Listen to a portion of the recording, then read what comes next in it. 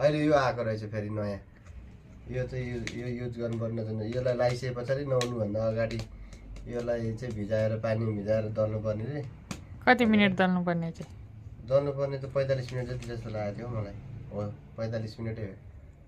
45 minute. 45 मिनटको साटो 2 घन्टा राख्दा चाहिँ के हुन्छ त? यसलाई चाहिँ हेयर लेप रे। के हो यो हेयर लेप भने?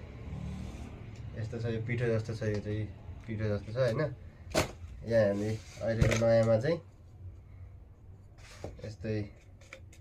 यस्तो भाँडो पनि नयाँ आउँछ। अनि यसको टुप्पोमा त्यो यसरी दल्ने, यसमा यहाँ तेल झर्छ यसबाट चाहिँ। अनि यहाँ हेर्नुहोस् आहा ला के झऱ्यो फेरि। यसमा यो पनि आउँदो रहेछ। यो चाहिँ के गरी युज गर्ने चाहिँ मैले पनि थाहा भएन है। यो चाहिँ फेरि हो त्यहाँनिर हाल्ने होला नि। ल मेन त यसको श्रीकेश हेयर ओइल, यसको नामै काफी छ एक त होइन।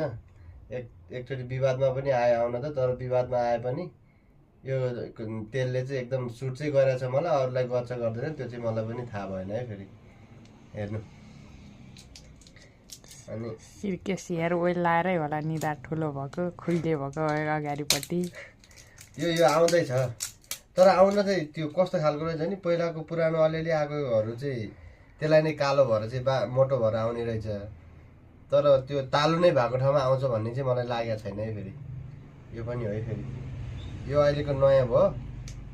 अनि यहाँ मैले पहिलाको पुरानो यो चाहिँ यो नयाँ हो, यो पुरानो मैले पहिला युज गरिसकेँ हो। यो पहिला योभन्दा अगाडि नै एउटा बोतल थियो, त्यो बोतल चाहिँ मैले फालिदिएँ। अहिले चाहिँ मैले यो लगाइराखेको थिएँ। यो सिद्धिएको भएर एकचोटि मैले के गरेँ पनि भने तेल पनि हालेर तपाईँको यो भयो, यसमा टनक्क तेल हालेर मैले फेरि युज गरिरहेको थिएँ यो। तर युज चाहिँ गरिराख्नुपर्छ। यो पनि पुरानो हो, यसमा अझै पनि तेल थपेर चाहिँ राख्यो भने त्यो तेल पनि राम्रै हुन्छ।